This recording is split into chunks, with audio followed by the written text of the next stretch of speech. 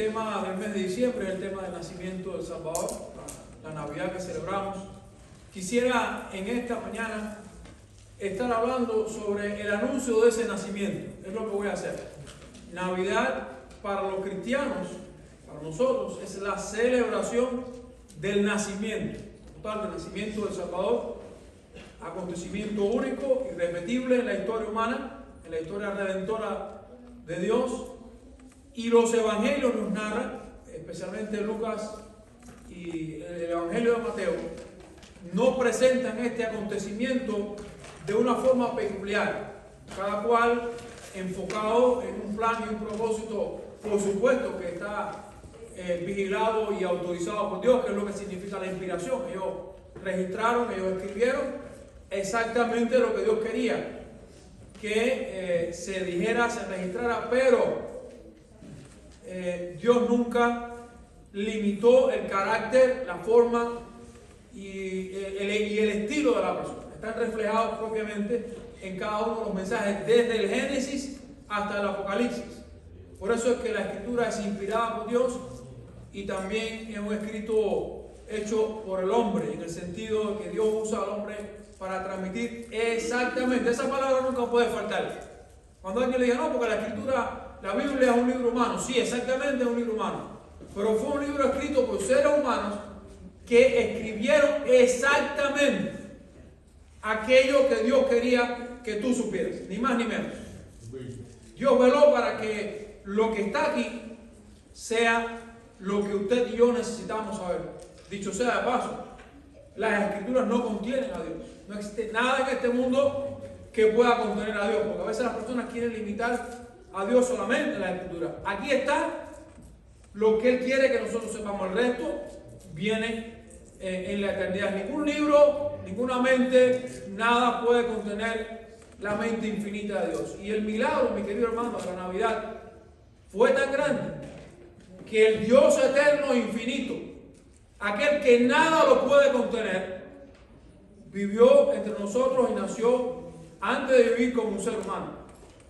Pero yo quisiera específicamente hablar acerca del anuncio, porque una parte de la Navidad que siempre hablamos de ella es del anuncio, lo que sucedió previo al nacimiento.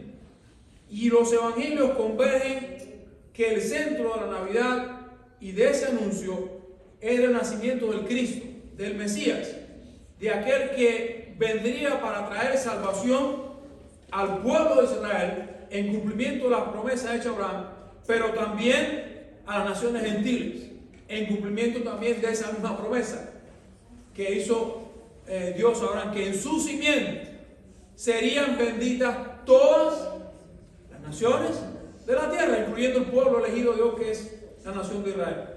Mi querido hermano, le voy a invitar a buscar Mateo 1, 18 al 23, que dice: el nacimiento de Jesucristo fue así. Mateo 1, 18 al 23. Su madre María estaba desposada con José, y antes que se unieran, se halló que ella había concebido del Espíritu Santo. José, su marido, como era justo y no quería difamarla, se propuso dejarla secretamente. Mientras él pensaba en esto, aquí un ángel del Señor se le apareció en sueños y le dijo: José, hijo de David. Y el evangelista hace puntuación en que José es descendiente de David, María también. Así que por lo tanto al Mesías le corresponde, por la línea davídica y por la promesa que Dios hizo a David, el trono de la nación de Israel. Es una herencia que Dios le prometió a David, que sobre su trono se sentarían sus descendientes eternamente, para siempre. Y en Jesucristo se cumple esa promesa del rey de Israel. No temas recibir a María, tu mujer, aunque ellos no se habían todavía juntado físicamente, no había una unión física, ya estaban casados legalmente. O sea, era su prometida. No es como ahora, que la prometida es la que todavía es tu novia, pero tú no estás casada con ella. Ese matrimonio ya no se podía romper. Era la mujer con la cual se iba a unir en su tiempo y en su momento. Y le dijo: José, hijo de David, no temas recibir a María tu mujer, porque lo que ha sido engendrado en ella es del Espíritu Santo. Ella dará a luz un hijo y llamará su nombre Jesús, porque él salvará a su pueblo de sus pecados. Todo esto aconteció para que se cumpliese lo que habló el Señor por medio del profeta, cuando dijo: y aquí la Virgen concebirá y dará a luz un hijo, y llamarán su nombre Emmanuel, que traducido quiere decir Dios con nosotros. Querido hermano, ese anuncio del nacimiento, yo quisiera puntualizar en 3 detalles bien importantes que para mí Mateo nos deja saber y que tienen todo el peso de la narración. El primero es que ese sería un nacimiento traído por intervención directa de Dios. Hubo muchos milagros en el Antiguo Testamento que Dios hizo a través de sus profetas. Otros fueron milagros a través de ángeles. Por ejemplo, la muerte de los primogénitos en Egipto fue algo que Dios obró, pero lo hizo a través del ángel de la muerte. No fue directamente Dios obrando, no fue algo que Dios hizo directamente. El agua que sacó Moisés de la peña fue un milagro divino a través de su agente humano que fue Moisés. Pero en este caso, el nacimiento del Salvador, algo inusual, sobrenatural, que escapa a la mente humana, es lo que se está anunciando. María había concebido del Espíritu Santo. Ya Dios se lo había dicho según el Evangelio de Lucas. Y también dice Mateo, cuando se le dice a José: y lo que en ella es engendrado, o sea, no temas recibirla, porque lo que está en ella es del Espíritu Santo. Fue el mismo anuncio, tanto a María como a José. Ellos no habían consumado el matrimonio, pero ya estaban legalmente casados. Y ese hecho, mi querido hermano, constituye la intervención redentora de Dios más grande de toda la historia humana y en la del pueblo de Israel. Dios había intervenido muchas veces, haciendo milagros en la nación de Israel, pero este fue el punto culminante, el clímax de la historia redentora para el pueblo de Israel y para las naciones gentiles. Ningún milagro, fíjense, ningún milagro, querido hermano, del antiguo pacto se compara a él. Ningún milagro, aun cuando yo mencioné ese mismo, la terrible noche en que Dios tomó venganza por todos los primogénitos que habían muerto en Egipto. Ningún milagro se compara a este, porque Dios mismo se encarnó. Y esa fue la señal que Dios le dio al profeta Isaías, hablando de la terrible persecución que podría estar sometido el pueblo de Judá por la invasión asiria. Dios le da una señal de que traería salvación, y esa señal sería el nacimiento de su hijo, el hijo del profeta con la profetisa. Pero esta profecía Mateo la ve cumplida, y como el clímax de ese cumplimiento en el nacimiento del Salvador. Muchas profecías del Antiguo Testamento tienen ese doble cumplimiento, un cumplimiento parcial, temporal, trayendo esperanza al pueblo de Israel, pero la gran mayoría de las profecías del Antiguo Testamento tienen que ver con la venida y el advenimiento del Mesías. En segundo lugar, mi querido hermano, lo segundo que yo puedo ver en este anuncio es que el nacimiento del Salvador fue el cumplimiento del propósito eterno de Dios. Y un propósito seguro, algo que se cumple. Hay dos aspectos importantes en ese propósito eterno. El primero es el nombre del niño que nacería. Hay un juego de nombres en este pasaje. Primero habla de Jesús y después habla de Emmanuel. El nombre oficial de este niño sería Jesús. Y en la cultura hebrea, en la costumbre hebrea, como sabemos, un nombre indicaba la naturaleza de la persona o la misión de la persona, o lo que era o iba a ser esa persona de forma profética, nacida en este mundo. Para nosotros los nombres no tienen mucho significado. Algunos nombres son más bonitos, otros son menos bonitos, vamos a decir. Otros fueron influenciados por el calendario, como los españoles lo hicieron y nuestras madres en Cuba por lo que venía en el calendario, Procopio, Candelario, lo que fuera. Entonces, hay nombres que uno los mantiene por honra a su padre y a su madre, pero no porque a uno le guste. Pero en este caso, mi querido hermano, Jesús es la transliteración, o sea, es el nombre hebreo Josué, puesto con letras griegas, que significa Jehová es Salvador. Significa eso, o sea, el Señor de Israel, el Dios del pacto y la misericordia, como Él se le anuncia a Moisés, trayendo salvación a su pueblo elegido. Por eso es que el apóstol Pablo en Gálatas capítulo 4, versículos 4 a 5, habla acerca de este acontecimiento, diciendo precisamente que es el cumplimiento del tiempo. Dice así Gálatas 4, versículos 4 y 5. Pero cuando vino la plenitud del tiempo, o sea, el cumplimiento.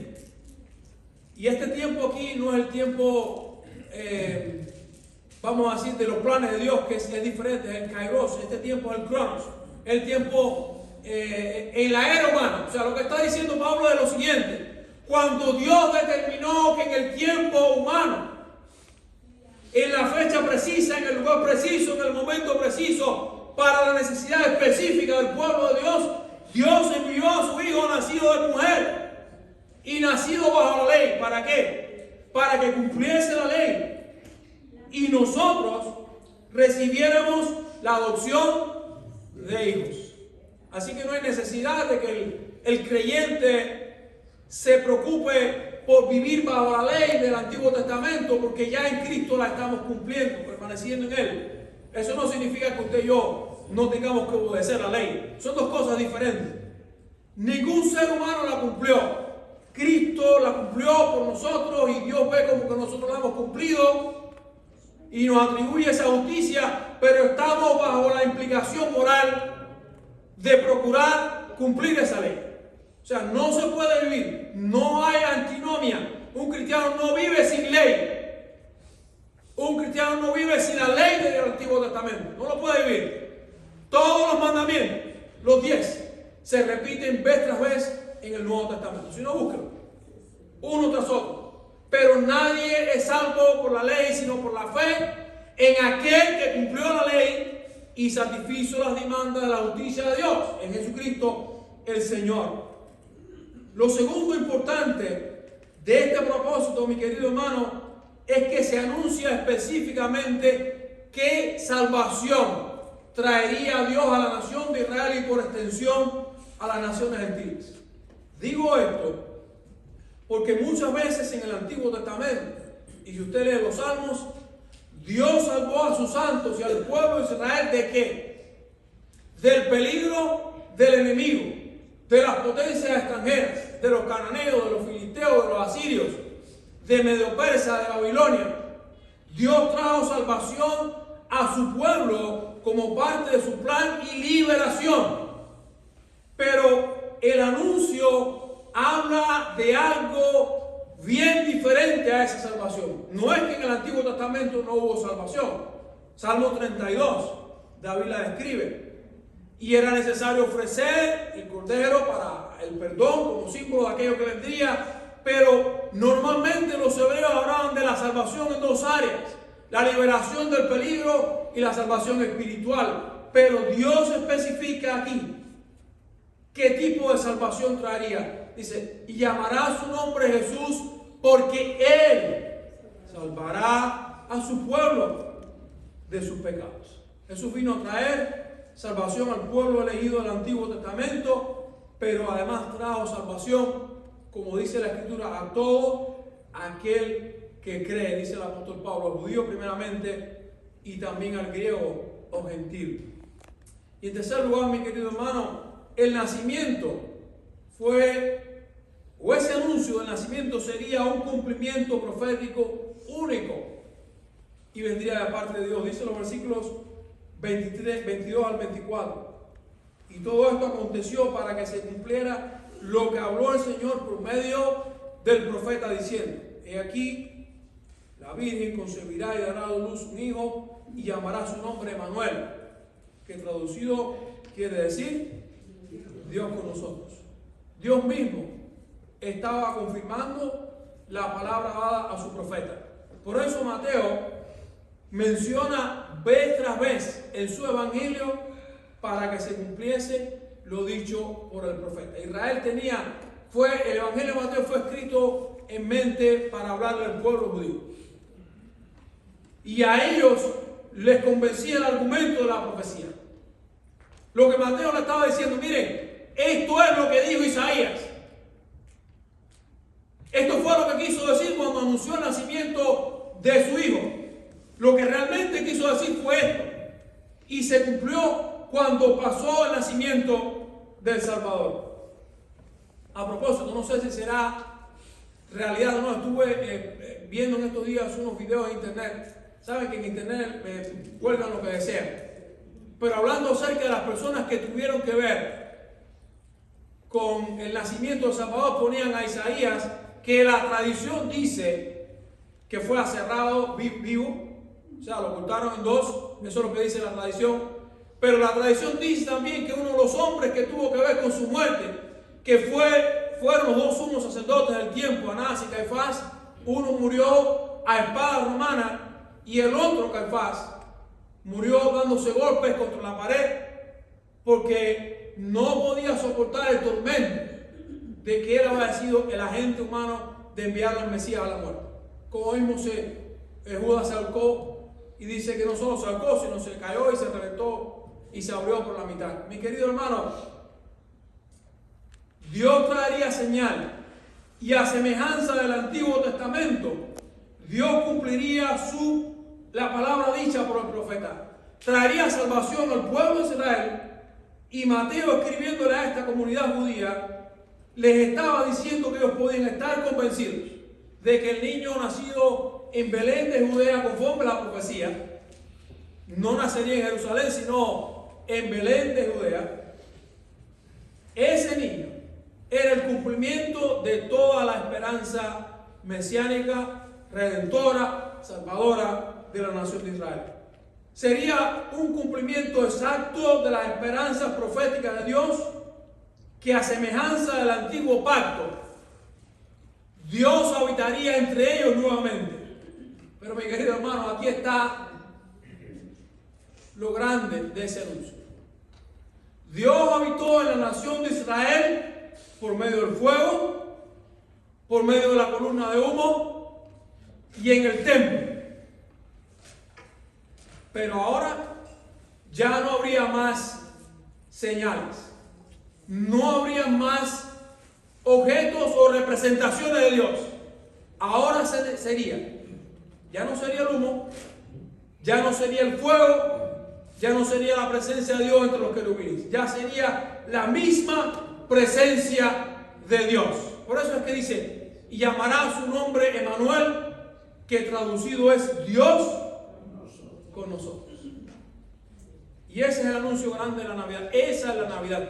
Dios entre nosotros y con nosotros para traer salvación por medio de Cristo a todo aquel que cree. Mirar al mundo, la situación que nos rodea, nos vamos a dar cuenta que la gente sigue sin entender lo que nosotros predicamos, que es el mensaje de salvación. El mensaje que puede traerte salvación eterna o condenación eterna. Enfocados en lo que ven y no en lo que está por venir, la gente se pierde en su pecado. Jesucristo vino al mundo para salvar a los pecadores. Si el mensaje del ángel no te convence de esto, estás irremediablemente perdido. Vamos a orar.